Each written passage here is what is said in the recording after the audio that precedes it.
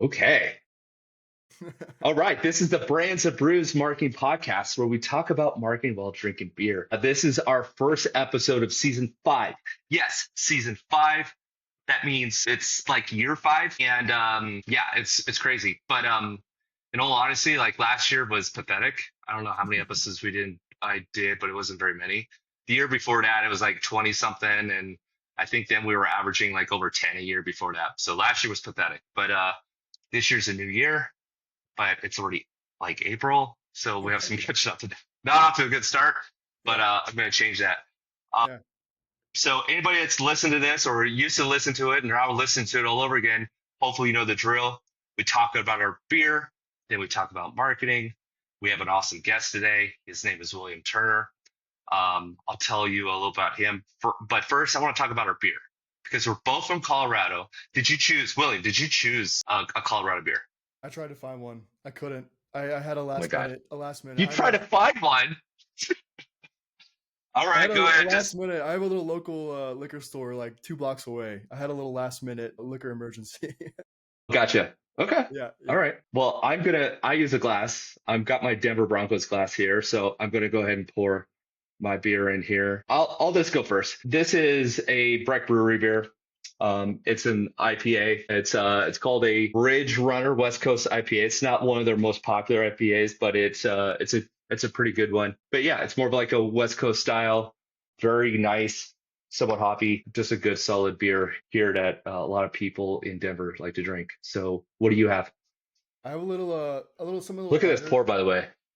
Wow, that's very No problem. impressive. I do it every time. Yeah, What can I say?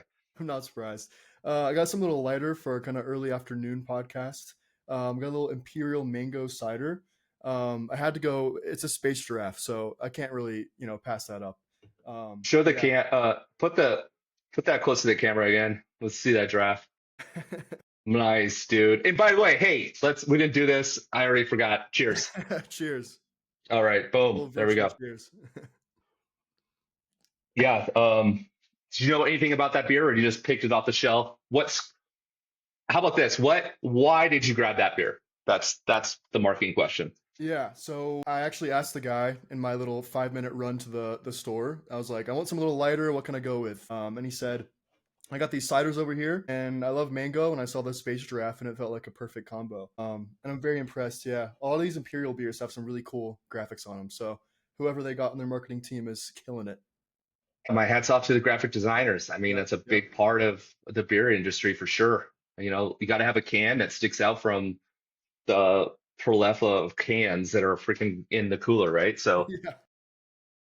awesome. Well, let me start here. So I'm just going to explain how I met William. So Krill, for those that have listened to this episode, Krill is the one of the co-founders of this podcast with me. I'm Jesse, by the way. Forgot to mention my name. And Krill and I used to work together. I have a lot of trust in Krill. He has a lot of trust in me, and our careers kind of blossomed together too. So we kind of grew together in the marketing world. And when I started my agency, I quickly found that I needed some help, especially like help with content. And I asked Grill if he knew anybody, and Grill, which was funny, was like, "Hey, I have this guy on my team. His name is William.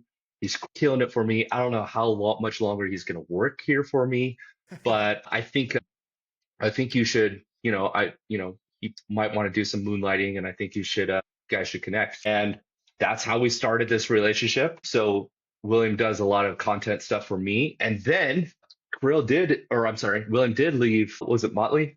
Motley Modally, was yeah, it modally, yeah. Motley? Sorry, Motley. And then started his own agency. Good for you. At a very young age. Well, how old are you? Let's say mid 20s. Mid 20s. So he's in his mid 20s, and he's already rocking it, man. So hats off to you. Let's talk a little about your background and like, I kind of explain it from my point of view, but kind of explain it from your point of view of like maybe start with why you got into marketing, then how you started your career, and then how you got to the point where you are now. Yeah, sure. So it starts, I guess, close to a decade ago, or even further than that. I actually, in middle school, was mowing my parents' lawn, and was like, I'm getting pretty good at this. What if I went around my neighborhood and tried to get some more lawns? So went to my next door neighbor, knocked on their door, was super nervous about it. And he said right away, yeah, your yard looks great. Let's do it. Excuse And me. then about, let's say, all throughout high school, end up growing that business to the point where I no longer wanted to.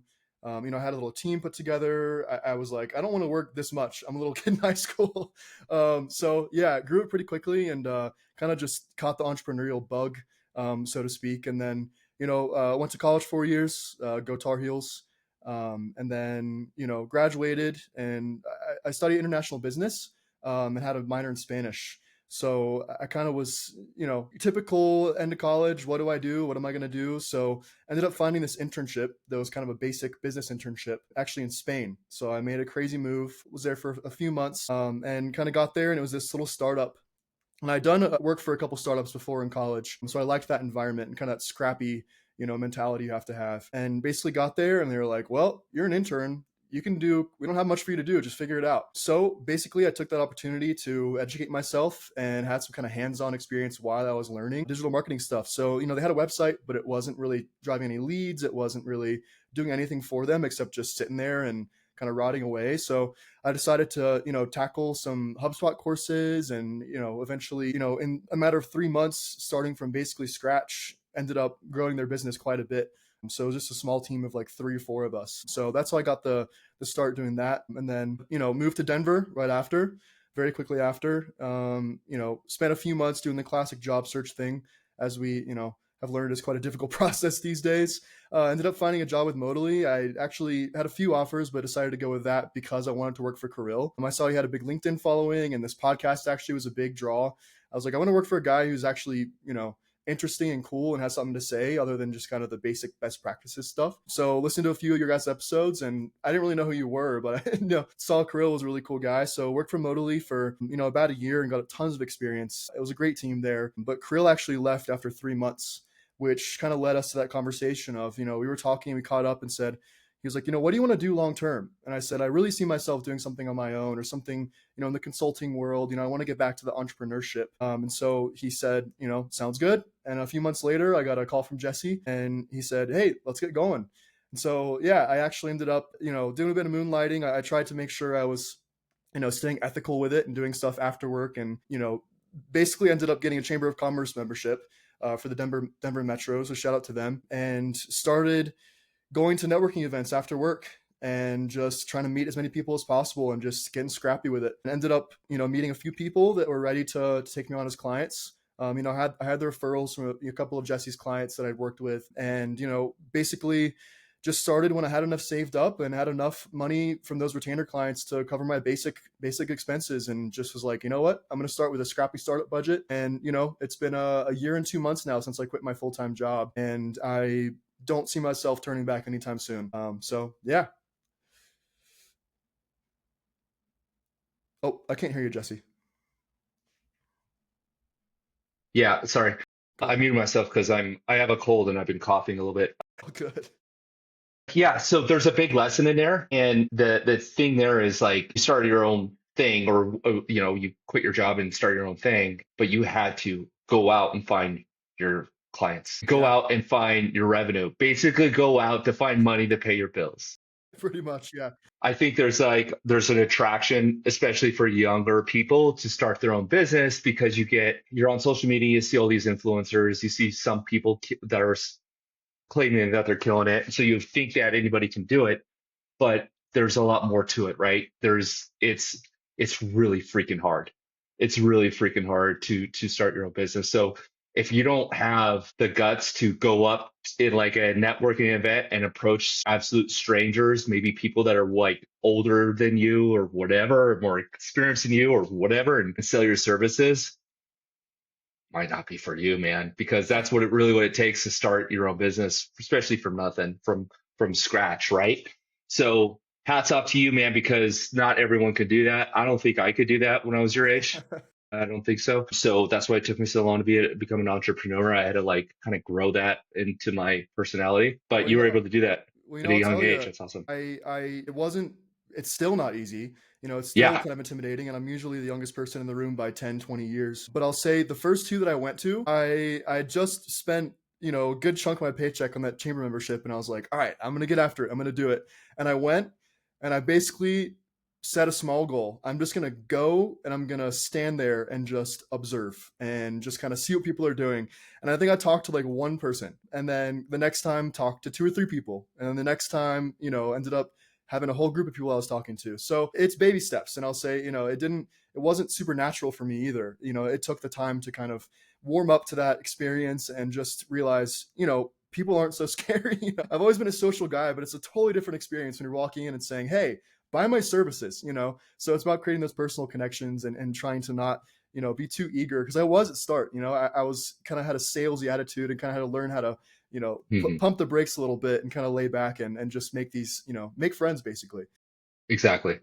Awesome, man. Well, yeah, that's what it takes. So that's you're doing everything you should be doing. Let's talk about we kind of spoke about this before we started recording, but you basically came up with your own little, I don't know, like to-dos or tips on what it took for you at least to get to where you are now. And so we're just going to call this, just for maybe the title of this podcast, maybe a blog post at some point, but the eight tips for a young entrepreneur. So I'm going to leave it in your hands, and please number them. So start with number one and just kind of go from there. Yeah, sure.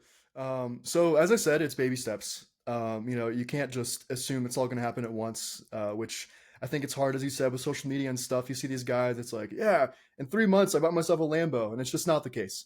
But what is the case is my first lesson, number one, is, and truthfully, these are just notes I've written down for myself over the last year, just kind of remind myself, and some things that I've had to learn. So it's a list that I try and review frequently to keep myself grounded and remind myself where I was a year ago, a year and a half ago.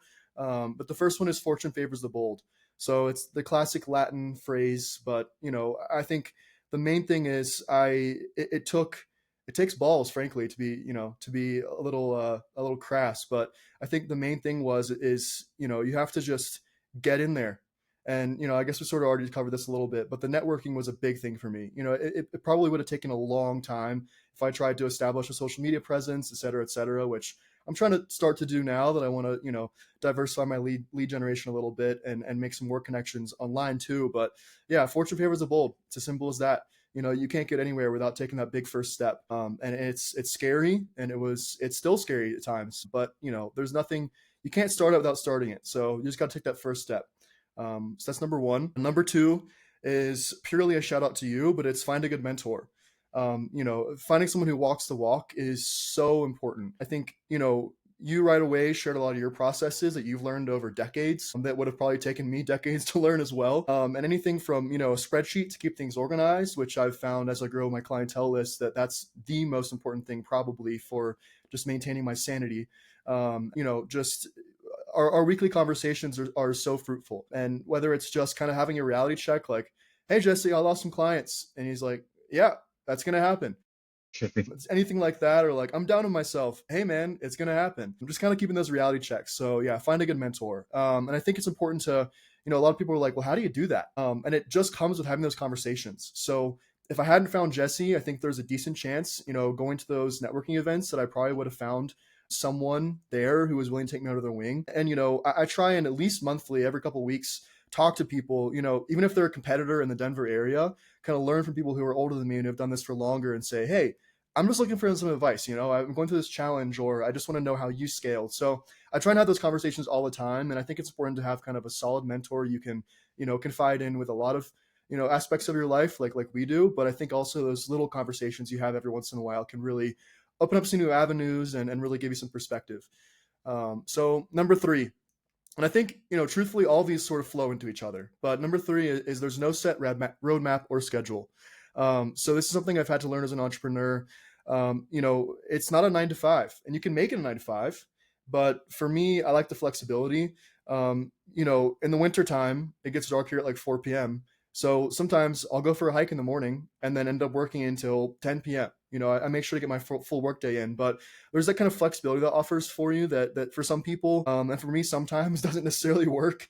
But I think, being able to have that set schedule is something that I really cherish and really value. But also just in terms of scaling, whether it's an agency or any kind of business, there's not really a roadmap. There's nothing to say, here's the next step, here's the next step, and it takes setbacks. So it's all about kind of learning to ride that roller coaster and figure out your own path. And it's so easy to get caught up again in the social media and LinkedIn and here's how I built my agency in 3 days and all those sorts of things. But you have to kind of learn to grow your own set pace. And I think at times I've probably had months where I was stagnant and felt, oh, what am I doing now? And then I've had months where I've grown so fast and I'm like, how do I keep up with this? And had to kind of pivot and figure out ways to delegate and make my life work. So that's number three. There's no set roadmap or schedule. You just got to figure it out for yourself and through your mentors and other people you talk Mhm. to. So number four is never stop learning. I think this is something that Jesse and I talked about really early. Is Jesse was saying, man, I'm kind of set in my ways. I learn stuff every once in a while, but I want to talk to someone a little bit younger who might have some new interesting perspective on stuff. And that rings true for me too. Just this month, I've signed up for a couple courses to expand. I want to get better at Google Ads so I can add that to my repertoire. I actually was talking to Krill the other day, and he was like, "Learn marketing automation." So I'm going to try and learn that to see if I might be He's able all to. about automation, man. Yeah, yeah. We did a lot of that at Modally, and it was pretty awesome. But I haven't done it too much as of late. So things like that you can just add value to the businesses you're working with, and if not, add value to them. They might not need that service, but you're at least expanding your marketing repertoire and continuing to learn. And I might learn something through Google Ads that improves my SEO skills. Anything like that. So yeah, just never stop learning. And I think this is something I really want to make sure I maintain throughout my life. My entire life. I don't really want to stop learning with my business, my hobbies, et cetera, et cetera. So it's just embracing that growth mindset. Number five, embrace uncertainty. So this kind of plays into the no set roadmap or schedule, but I think it's easy to, especially when you have a few months in a row that you're growing and you don't really have any setbacks, to think that's kind of what it's going to look like forever. And then the next month after that, you lose two clients, and then you're Mhm. right back, and you feel like you're back to square one. And it can definitely be difficult, especially for me. This is a hard one for me to not let that kind of take over. And I think it's important to just, if embrace what you signed up for. I didn't sign up for a 9 to 5. I don't necessarily thrive in that environment of kind of the set schedule and set, here's what your life looks like. Here's the set roadmap. So this really, really ties into number three, but just embracing that kind of embracing the suck. I love that phrase. And Mhm. then also embracing the wins and rewarding yourself and being proud when you do have those good moments. So yeah, number five, embrace uncertainty. Number six, you're never too young. So this is one that is also definitely a challenge for me. Is I think imposter syndrome. I think we all have it to some degree. I'm sure there's Fortune 500 CEOs that have imposter syndrome and are like, how the hell did I get here? What am I doing in this spot? I don't deserve this role. I think especially when you're younger, it's easy to get in that trap of imposter syndrome. But the things that have helped me combat that are just getting skilled. So learning and trusting my skills. And, when I have a win, I get a client a lead, anything like that, kind of try to remember that and not have a negativity bias, because it's too easy to get stuck in the losses and not embrace the wins. So, I think this goes into Fortune favors the bold. If you're young and you feel like starting a business and you're either stuck in your job or love your job, but it doesn't feel like it's the thing you want for your long-term life, just do it. Just start it. Figure out how to do it and get, go to those networking events. There's also a lot of free ones. So I've mentioned the chamber, but I've also gone to plenty on Eventbrite and Meetup. And I'm sure if you live in any kind of town, there's networking events around there for you to go to. So yeah, you're never too young as long as you're skilled. And I think another thing that I would definitely stress is just if you give a shit, you have to really care. And there's a lot to be said for it's business, it's not personal. But for me, I like to maintain those personal relationships and just really care and show, be transparent and honest with my clients and show them that I care. So number seven, take care of your clients. I think, I just mentioned that, but I think this is one of the most important things is, you can market yourself all day long, but if you're growing your business and not taking care of the clients you have now, it's only going to lead downhill. So, I think this goes into everything, scaling, the uncertainty, but as long as, you're creating those personal relationships and staying honest, and your main focus is driving results for your clients, that's the main thing. A lot of my current clients, they've worked with agencies in the past that have just burned them. They gave these promises that they couldn't keep. And I think a lot of agencies, especially bigger ones, and everyone has their different ways of doing business, but I think a lot of agencies, they sort of see their clients as a number when you get to a certain point. So I really want to, as I scale and grow, to make sure that I'm seeing my clients as, partners and collaborators, and not just another number that I have 2 more leads set up for next month. If I lose this client, who cares? So I think the best way to grow your business is, through those referrals, through, a client is super happy with you and they have a friend who would love to work with you. And I think that's kind of the main thing is I think networking is something you have to keep up with, but if your clients are happy, they're going to give you referrals and you're going to grow your business regardless. And then number 8, efficiency is just as important as new clients. So this definitely ties into the take care of your clients, but you know, truthfully, just last month I found myself in a bit of a overbooking situation, and I had to kind of find ways to get more efficient.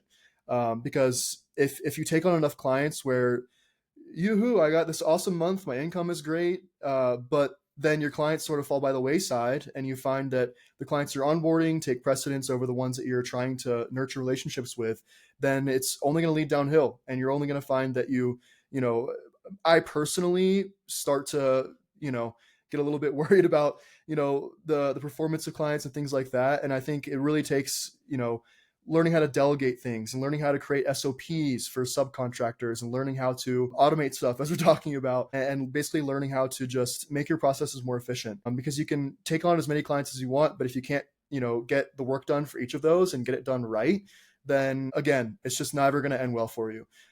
So yeah, just efficiency is so important. So those are my 8 tips. There's definitely some crossover, but I think that's intentional.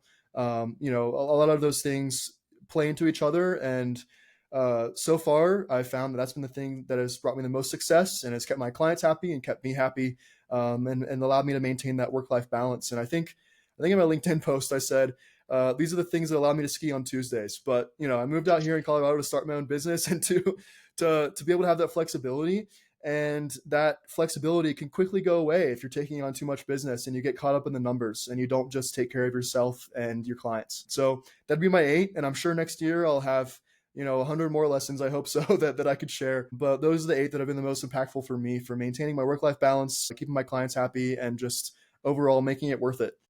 Yeah. Because, I Well, gotta, it's a great list, man. It's a awesome list. And to be honest with you, like the segment's called 8 Tips for Young Entrepreneur, but I mean, I've been doing this for a while, and for me, I think I would use almost the exact same 8. I mean, I have a mentor, so like that's important to me. I'm never too young. I don't feel like I'm too young, so that's kind of the cool thing for me at my age is like I feel like I could talk to any CEO, and I'm just I don't get nervous anymore in conversations. I just can talk to anybody. So that's one thing that I kind of I used to get super nervous yeah, and had to struggle with that, but that's one advantage. But however, there are times I'll have imposter syndrome, which is what you covered in that section there too, right? So I think that's something that's just a human nature thing of like, you just get a little down on yourself and you're like, how did I get here? You lose temporary confidence, and it's like up to you to snap out of that. But I love this list, so I think it carries over as you keep on going.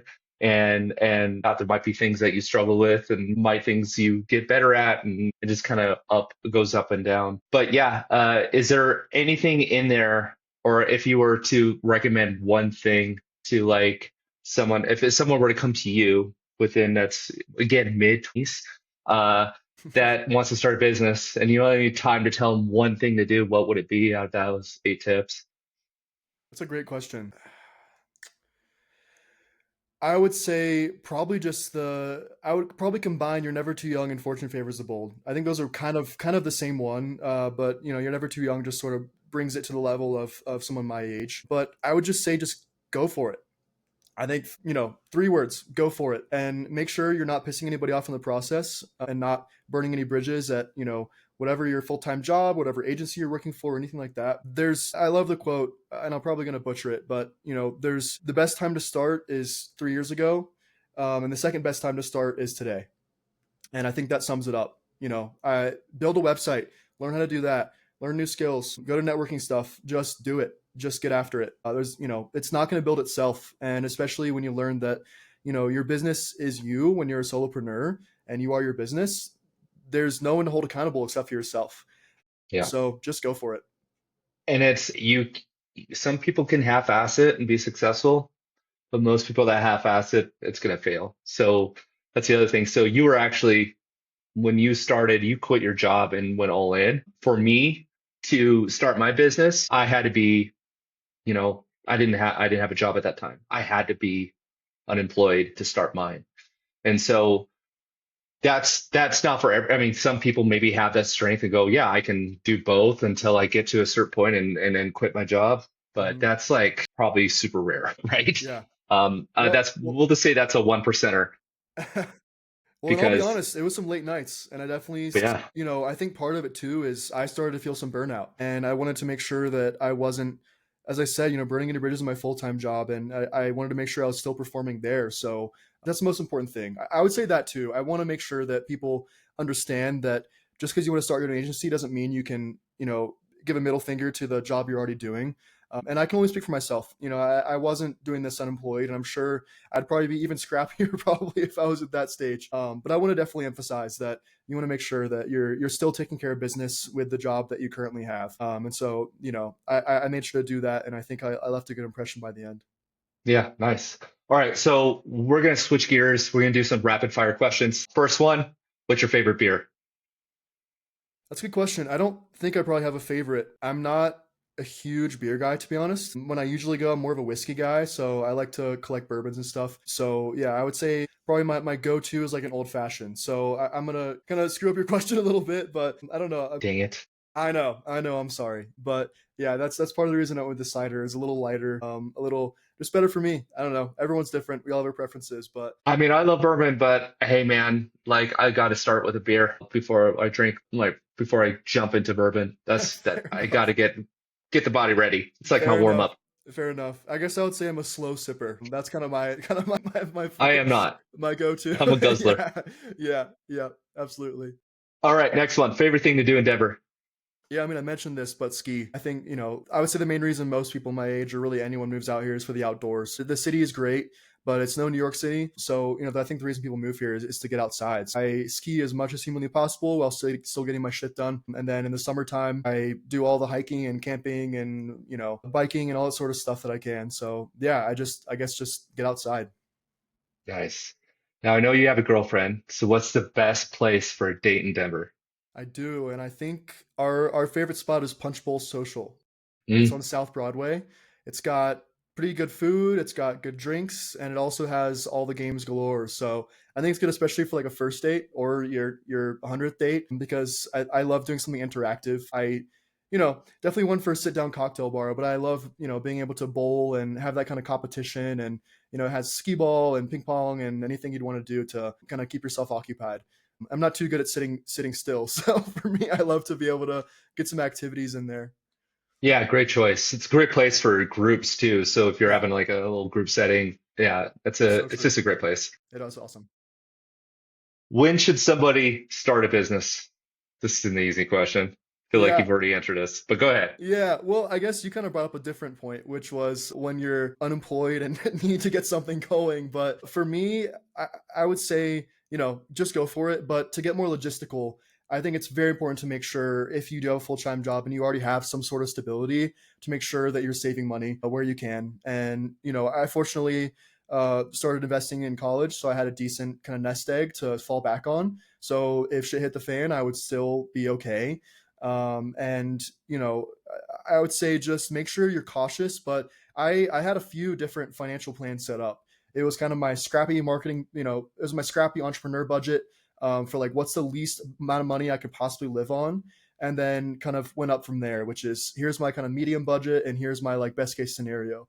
So I think it's important to not only have a business plan but also have a personal life plan of like what, if things go wrong, am I going to be okay? And if so, how do I have, what's your plan B? And to be honest, I didn't really have a plan B, but I really just had kind of a plan for if I need to live as lean as possible, how can I do it? So I say just go for it, but I think you have to have kind of a cautious risk taking approach. Don't just like immediately quit your job and assume that things are going to go right. You got to have a plan set up. Beautiful. I tried to start my own business several times when I was younger, and it's because I failed because I didn't have what you had right there, what you just described. I didn't have a plan to carry myself over if I, could make rent on a specific month, right? So that's why I always failed. I always knew I was hireable. Always did really good in job interviews, but so and maybe that was also appealing too, is because I knew I could get a job, right? But I never planned out I was always struggling when I was younger, and I just never planned it out correctly. So I love that answer, by the way. So long question. It's still a rapid fire question, but if you were to do it all over again, what would you do differently? That's a great question. And I read over this itinerary before, and I'm not sure I would do anything differently. Hmm. I don't think I would. I think I set a plan, and I knew it'd be flexible, but I want to backtrack by saying I have mentors. I have people in my life who have started businesses and have been successful with it. So I'm not starting from ground zero. I have a supportive family. I have supportive friends. So I knew that worst case scenario I would be fine. But I think the main thing is this question to me personally is detrimental because I it's so easy to get stuck in the past and stuck in the losses. And for me, it's when I lose a couple clients, it's looking into what could I have done differently in that certain circumstance. And I think it's more case to case basis for me and less kind of a big picture thing. But I would say the way that I set it up, I had a failure plan basically. I had a lean startup budget. I had friends and family around me who could support me worst case. I knew if I absolutely failed, I wouldn't end up in the street. I'd be back home and kind of starting from square one. So I like to kind of, set those expectations and be realistic with my situation, and everyone's is different. But I don't know. I think I'm still learning so much every single day. And Jesse and I talk often about our hard lessons, and I have those frequently. And I think the main thing is just picking yourself back up and realizing this is a life you chose, and it's a great one if you put the effort in and give a shit, as we said. So I don't think any big picture stuff I would do differently. I feel like the networking was huge. I don't know, just all 8 of those steps are so important to me still. And I think if you can follow those and have a plan, and maybe not a backup plan for like, here's what I'll do for my job otherwise, but because I think it's important to go all in once you do it. But yeah, I don't think I really have a good answer for that. I think it's more just case to case, individual things, and just learning from those and trying not to get too caught up in this mistakes, but kind of analyze them to a certain point, figure out what you could have done better, and then move forward with the next client or, in the next project, and just do better then. So yeah, I would say things I wouldn't do it all over again, but I'm trying to do things differently that I know I could have done better. Nice. Well said. I mean, it's I think if you look at lesson or if you look at step backs or short-term failures or whatever that is, or when you're down as opportunities to learn from something, then you're going to be fine, right? So yeah, it's a great answer. With that, I would say normally I would chuck my beer to finish the episode, but I already finished. I'm ready for the second one. But thanks, William. Thank you very much for joining me on this podcast today. Happy that you're my first episode of season 5. Let's make it a good one. Yeah, absolutely. And with that, all right. Thanks for joining. Thanks, everyone, Yeah. and take care. Thanks for having me on. Appreciate it, Jesse.